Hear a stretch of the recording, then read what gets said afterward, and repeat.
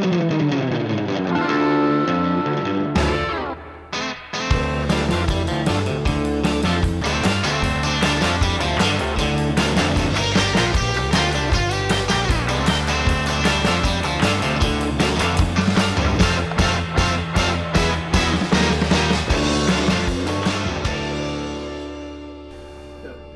and welcome to Practical Spirituality here in Asia Torah, the old city of Jerusalem, overlooking the Western Wall.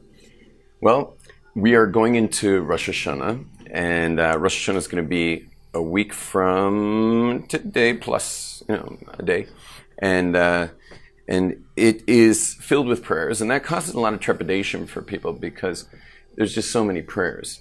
But if you think about it, there's so many prayers all the time. Jewish people there, we never stop with prayers. We got lots of prayers. First of all, we have our regular prayers 3 times a day. But then we have blessings on everything. I already made a blessing on my water, but there will be an after blessing on the water as well. And we just kind of make blessing after blessing after blessing. There's blessings on rainbows. There's blessing on thunder. There's blessing on lightning. There's blessing on if you haven't seen the ocean in a month. There's blessing on particularly strange people. We never, good luck getting them to hold still till you open up the book to what prayer to say on them. It's like, oh, there's a strange looking person. Please hold still. Let me look up the blessing. So I get to make it once in a while. I know it by heart, by the way. It's worth knowing that one by heart because sometimes they move quickly. So it's the word, Mishanei Habriot, or Mishanei Habriois, if you're Ashkenazi. Everyone practice that one. Mishanei Habrios. Try that. Mishane Abrios. Like, for example, I saw a midget on, I think you're allowed to say it on a midget anyway, but this was a midget on full-size legs. Meaning the legs were as long as mine.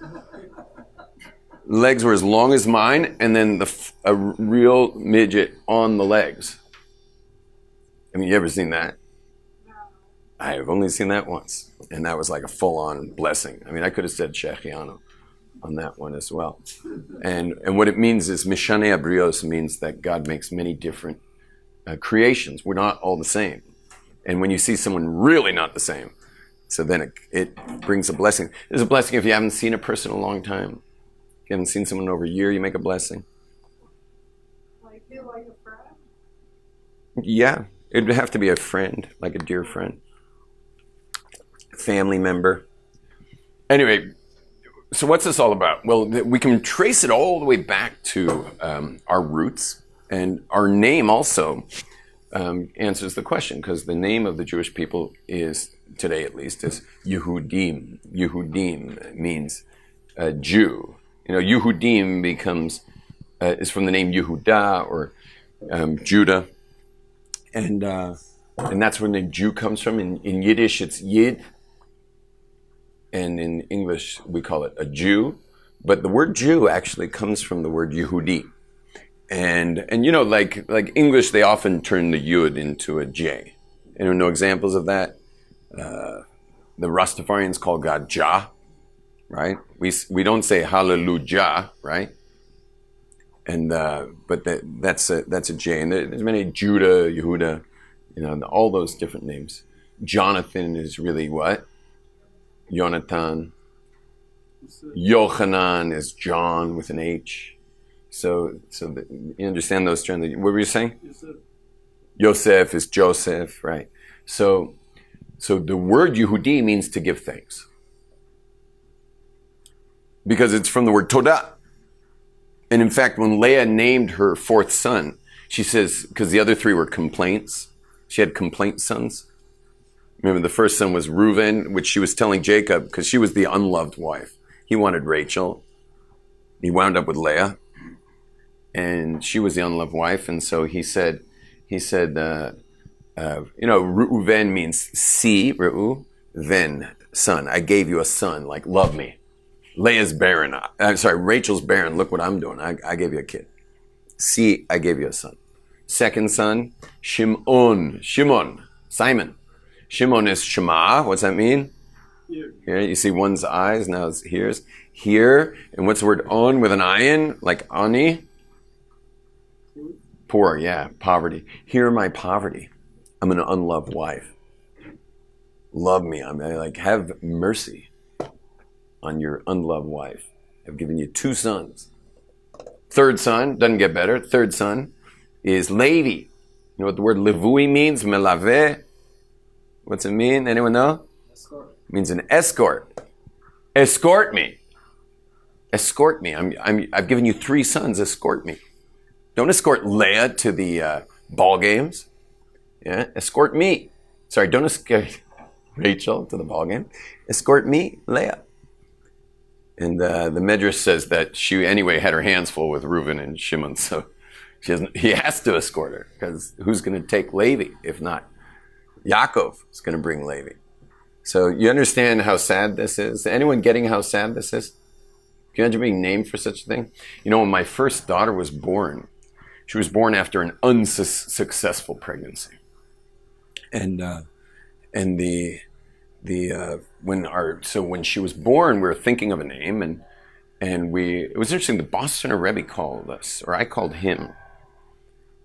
I don't remember, but we were speaking to the Bostoner Rebbe from Boston, Massachusetts, and we said that we were thinking of the name Nechama, because it would be a comfort for us having, had an unsuccessful pregnancy, which for newlyweds is heartbreaking, and I think it's heartbreaking for anyone, but it was particularly heartbreaking when because you're like mourning this dream, it's so exciting, and by the way, I just want to say something about that, is that pregnancies are always nerve-wracking, in general, and if God forbid if pregnancy doesn't go, so the couple feels like they're the only ones in the world that this ever happened to, because like you see kids everywhere, and you're seeing all these kids, and everyone has successful pregnancies except for you, and who knows if there's something really, really wrong, and et cetera, et cetera, et cetera, and like it's seriously that.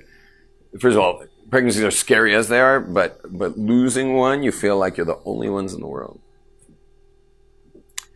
But I remember my wife getting visitors. Who were the visitors? The visitors were women who the same thing had happened to them.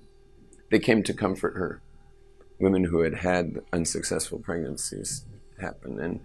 And guess who those people were? Guess who they were? How were you supposed to know who they were? The only hint I gave you was they had unsuccessful pregnancies. You know who they were? Everyone we knew.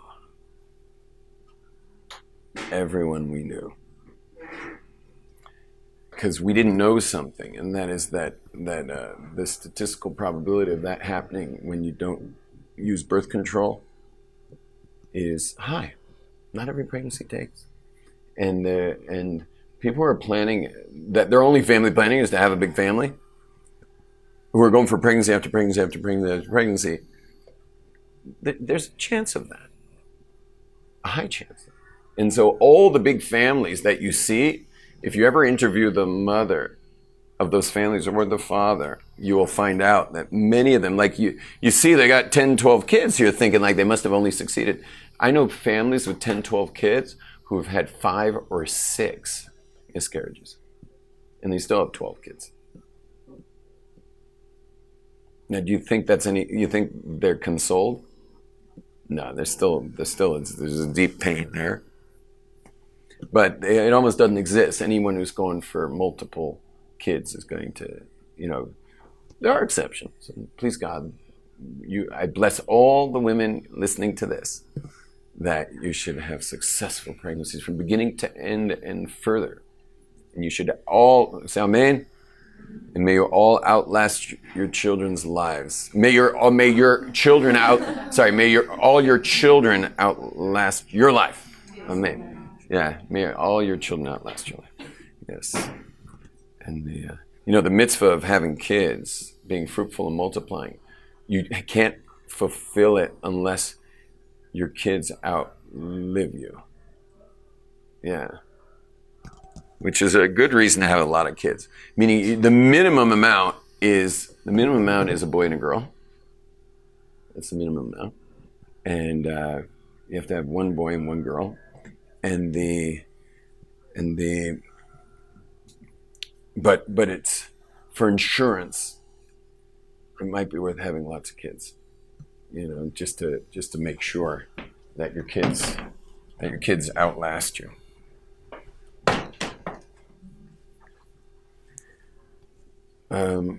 Grandkids count, by the way. Grandkids count. So if something, God forbid, went wrong, let's say someone had one child who passed away, but that child had kids, and there's a boy and a girl there, so that does the trick. Okay, back to our topic. There's lots and lots. Just wanted to give you something to edit. Sorry, not being serious. So there's lots and lots of prayers because the name of the Jewish people is Yehudah. Yehudah means to give thanks. So what does it mean to give thanks? What are you doing when you give thanks? Let's dissect the word. What does it mean to be grateful, to have gratitude? So it's actually quite simple. So let's give an example of, do you mind handing me this pen, please? What's your name? Leah. Okay. Oh, of all names. So, I bless you. You don't have Leah syndrome. You know what Leah syndrome is? What? Yeah, to think that that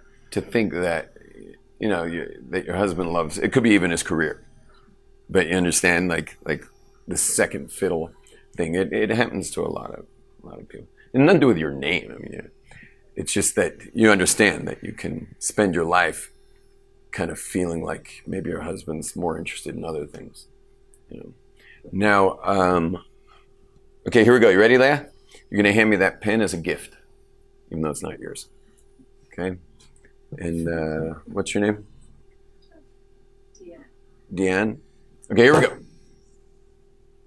Thank you, Deanne.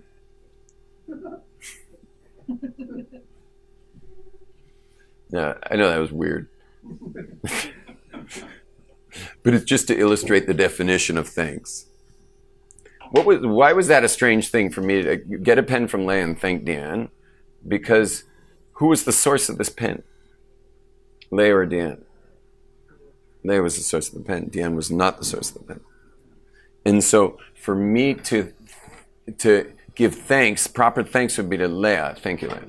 So the proper thanks is to give thanks to the source of that which I received. And so what is Thanksgiving? A recognition of the source. That's it. Recognition of the source. Of whatever you got. That's Thanksgiving.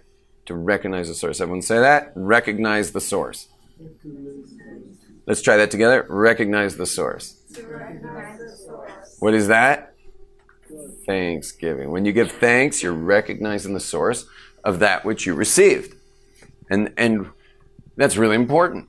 And it's also very humbling because it means you're not the source. People who have a lot of gratitude will tend towards humility. They're more humble. There's a lot of people who don't want to recognize the source. A lot of people want to feel they're like self-made and not recognize everything they got and who built them. They want to feel like, it's all them. I love when, in the old days, I used to watch a program called the Academy Awards. And that's when the most egotistical people in the world receive their reward for an award for having made a film or acted in a film or whatever. But these people are like, you can't imagine what they did to get to where they are. How many people they had to step on and sleep with and God knows what else. And they, to get there. And it's all ego. Like, it's only through ego. Anyway, so they get their award and they're like holding their award. It looks something like a bike helmet. And they're holding their award and they stand in front of the microphone and they're like,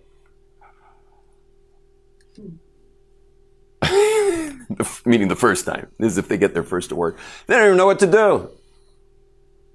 I'd like to thank myself for being so great. So what do? They wind up like thinking and thinking and thinking. They have a whole list of people they think. And it's really amazing, but they realize, like, you got to say something. And you didn't get there on your own. And so they just start thinking away. I'd like to thank the Academy. I'd like to thank this one. I'd like to thank that one. And you're like, they finally they have nothing to say, so they're going to have to start looking at how they got there. And this is why our thank you to our parents. It's so important to thank your parents. They're your source. They are your source. They're not only they're the source of your body, but they're the source of everything that has come out of you, really, and anything you'll ever produce. It's all because of them. Might be also despite them. Some people's parents are great teachers because everything they taught is what you do. Some parents are great teachers because everything they taught is you now do the opposite. I mean, they taught you exactly what you should not do, and that's still a teacher. And you gotta thank your parents. They're the source, and it's really important to do that. And by the way, I suggest all of you call your parents today or tomorrow. Thank them. Especially before Rosh Hashanah, creation of the world. And we're coming up to the creation of the world, literally. It's the 25th of Elul. Anyone know where we're at now? We're at the 22nd now. So in 3 days, that'll be the first day of creation. The reason we celebrate the first day of creation really on Rosh Hashanah is because that was when man was created, and that's when time is counted by human beings. There's no time in the Torah before Adam on the sixth day. There is no count of time. God counts time, but it's his perspective, as opposed to the sixth day where it's now man's perspective. That's why you'll notice that a lot could happen in a day. like the whole world can be created on one day. And also you'll notice that the sun doesn't show up till which day? Fourth day. Sun comes in on the fourth day, which is very interesting because then what's a day without the sun? Is there a day without a sun? For human beings, is there a day without a sun? No. What is a day? A day is the amount of time the earth spins around in its 24-hour spin vis-a-vis the sun. So what's a day? This is why literalists who want to say they want to hold of the 6th day of creation. Well, you can have a day without a sun because the earth can spin on its axis without a sun. There can't be a year because the year is the revolve of the sun. So you need the sun. The earth could spin. I mean, it would be an interesting concept, the earth spinning without a sun, but the time time's only relative, really. Yeah. Time doesn't matter. An earth spinning is got to be spinning relative to something for it to have relevance. Yeah. Nothing in time exists without a relative remote view. There has to be. That's why time was never created. That's why you'll notice in your own life you've never had one experience of time, not since you were born. And if you asked me what time it was and I answered, would it really be that time? It would not be that time. It would be, half a second later. You've never experienced time ever. Never. Not once. Which is really interesting that we're all so convinced that time exists. Normally we're only convinced something exists when it's demonstratable.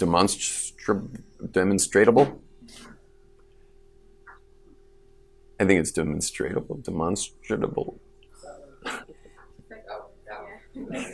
Anyway, you only we only believe in stuff that you can demonstrate.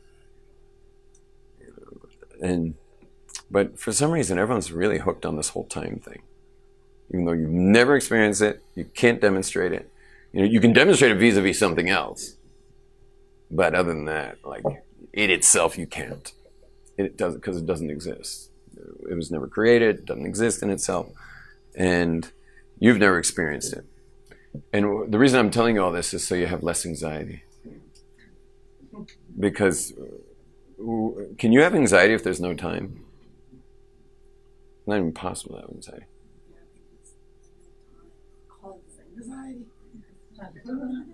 Oh, maybe for you. I have no time. No, that would mean you'd only have time. Because there's all that exists. It doesn't exist. Time. It's complicated. Don't worry about it. But the main thing is that there's no anxiety without You have to have time to have anxiety. You understand? But meanwhile, time doesn't exist.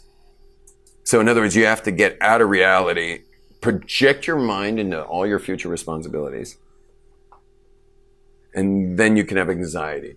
You have to somehow project your imagination to some unknown future, and then now you can have anxiety. Sounds like fun?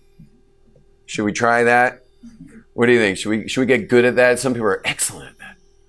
They're really good at projecting themselves into the future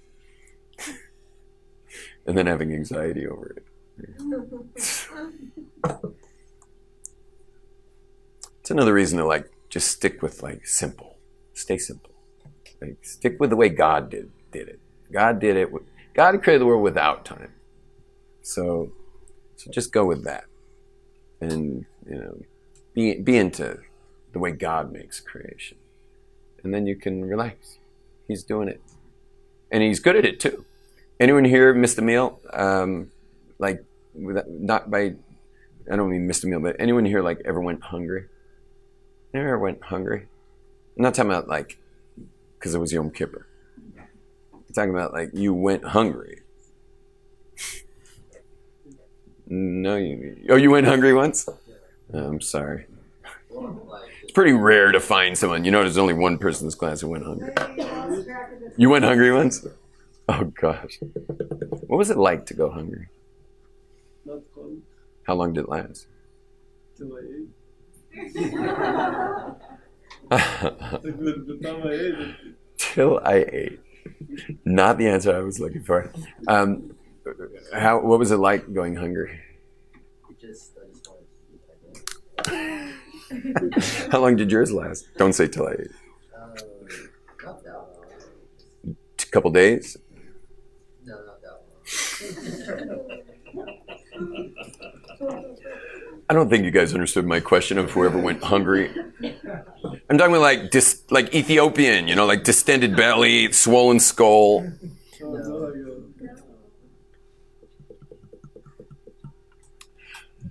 That never happened to anyone here? Okay, great. So raise your hand if you have ever worried about your own survival. Raise your hand if you ever worried about your own survival. Everyone should be raising their hand. Because that's the nature of the beast. You're going to worry about that, which is good because you got to take care of yourself. And if you're not somewhat concerned, So, but you realize how crazy you are. That makes you nuts. Because you'd have to have an experience of going hungry, like the real deal going hungry, to be worried about that. You have no experience of that. I did for several hours because there was no kosher food, so I went hungry for several hours. It was awful. I'm sorry. And then once I got to my destination, I found food that was kosher. Excellent. Yeah, Baruch Hashem. Mazel tov. Thank you. I think we better switch subjects quickly. Now, Does anyone else want to share their experience?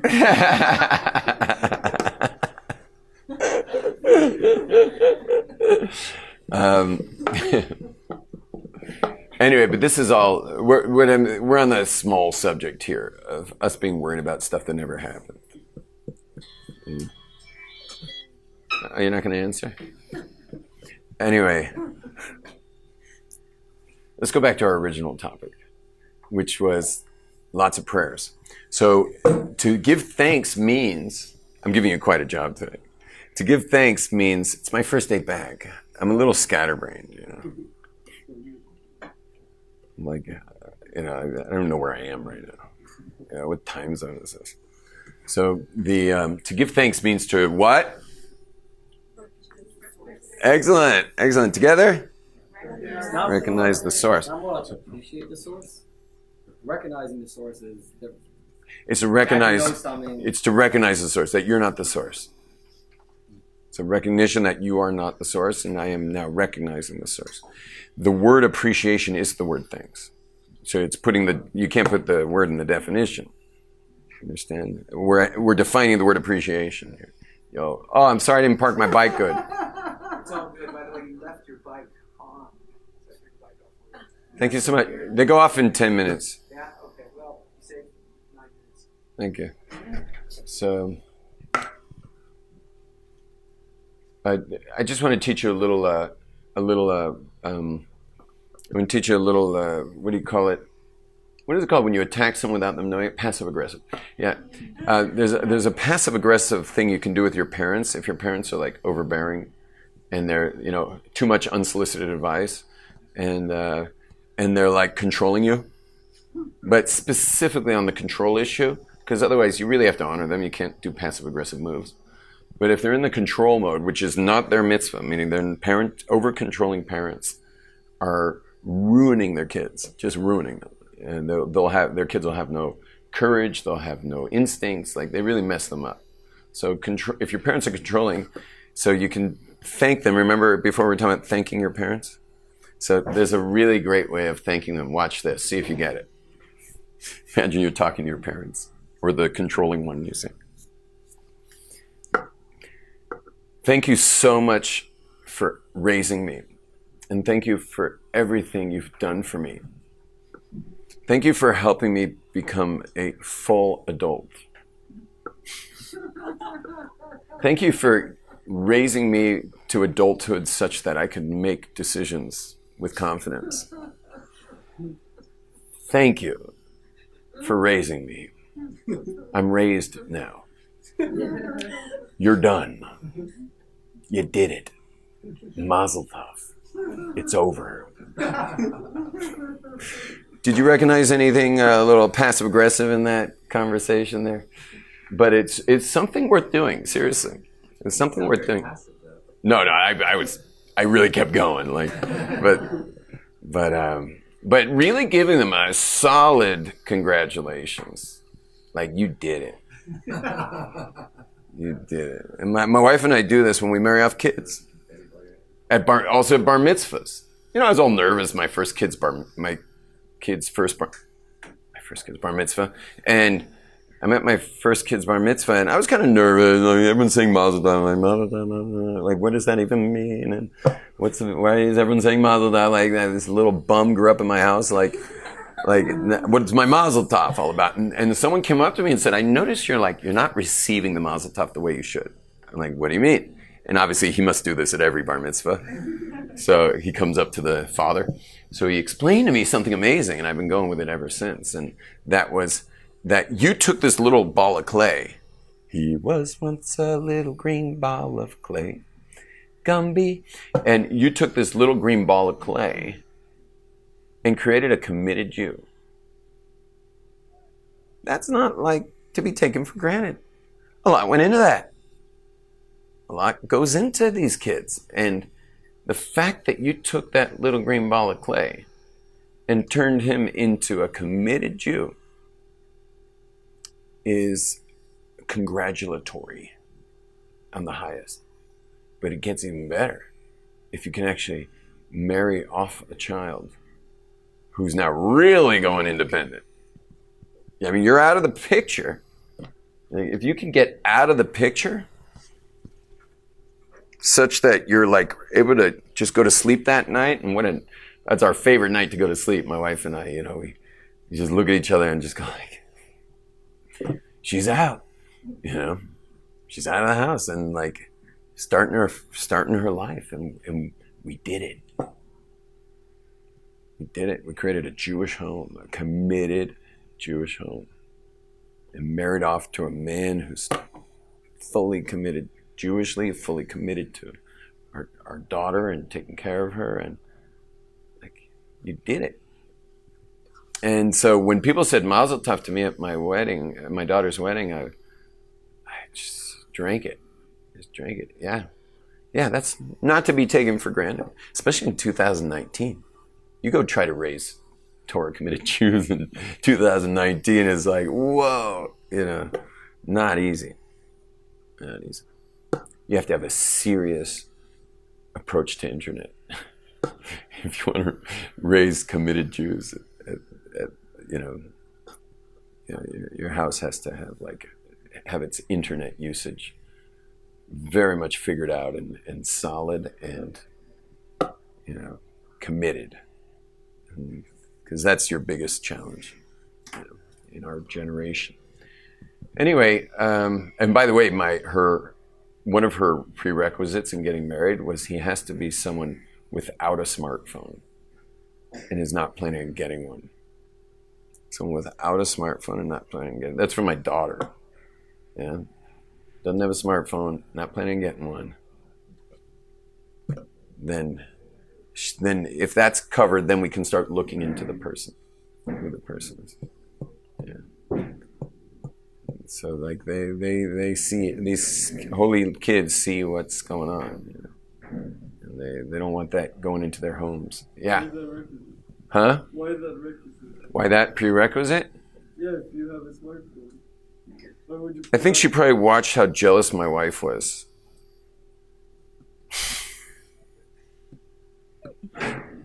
You know, trying to get a word in while I'm dealing with like, you know, the hemorrhaging globe everywhere. You know, I think when you're a kid watching that, you're not thinking so much about how my father's saving the world. You're more watching your mother and seeing her like, you know, kind of competing with the world, and that world has, since smartphones has entered our homes. You know, it's not at the dinner table, but for many people, it's at the dinner table. It's there. You know, which is the only thing that saved these people is Shabbos. Shabbos. And boy, people, you know, the modern Orthodox kids that start texting on Shabbos, like, they should really think twice about that, because Shabbos is the last thing you got that you might actually have some normalcy in your relationships. That's all you got. Like, it's the last chance to have a relationship that looks somewhat like the other relationships of the last, you know, 6,000 years is that you at least have the thing off on Shabbos. Now they might say, "Well, I'm a teenager. Like, what's the big deal?" You know, but you don't want to cross that line.